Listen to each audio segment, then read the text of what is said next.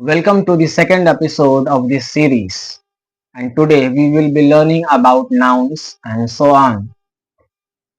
So, when it comes to the grammar, whether it's the grammar of English language or Hindi language or any other language, we have certain rules and regulations, right? We have certain sets of rules that we have to do this and we have to add this, or either we have to remove that.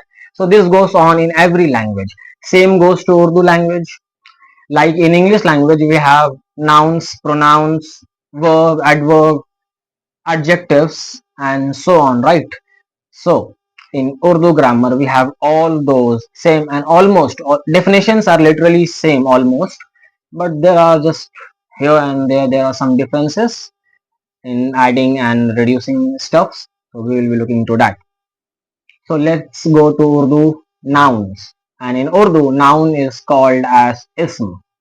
Same like the English grammar, ism can refer to any name, whether it's a name of a particular person or any person or a place or a thing or any idea. Like so, any name can be termed as noun. In Urdu, we call it as ism. And I can give you many examples. Like it can be my name, Jafar, or either your name, the person who is watching. It can be Rahul. It can be Ahmed. It can be Chandrasekhar. It can be Phillips. Any person or anything like a pen, I am writing with it, right? In Urdu we call a pen as qalam. It's a name, right? I have a highlighter here. It's a name. Book. So anything, or like the cameraman there, or like the mobile phone or the camera which is shooting me or my video. So anything which has a name can be termed as ism. I hope it's clear till now. If you have any queries, any questions, feel free to comment it down and I'll try to cover it in the next video. Now, again, we have some categories, and obviously we do have categories in every. So in English grammar, we have two categories, right? One is proper noun and the common nouns. What is the common noun? See, with the Urdu grammar, I'm also teaching you the English grammar. What is common noun? Any general name of a person, place, thing, animal, right? A boy, or just a general name, right? A pen. We don't have any specification which pen we are talking about. A pen. So it's a common noun. A hospital. We don't know which hospital we are talking about. Any building which has the functions of the hospital is the hospital, right?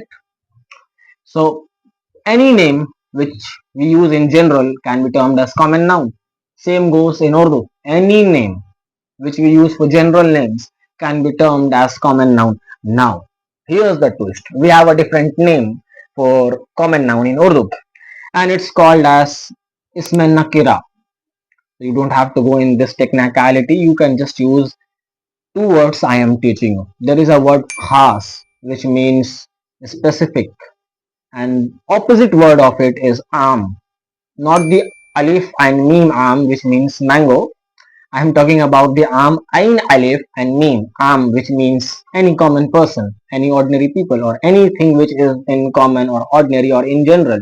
Okay? So I am talking about that am. So you can use the word Ism-e-Aam for common noun. And if you want to sound more pro Urdu, you can use the Ism-e-Nakira. Okay? How it's written, you can find it here. Okay?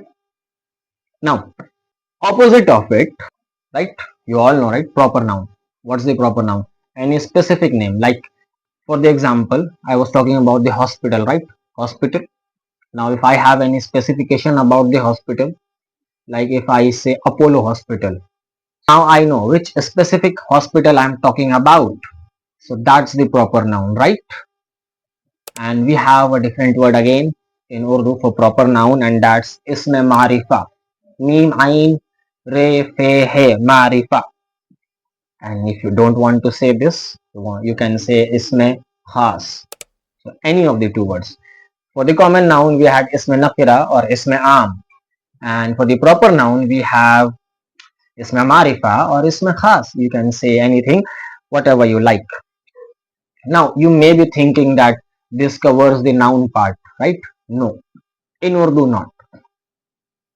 believe me, because I'm still teaching you the basics.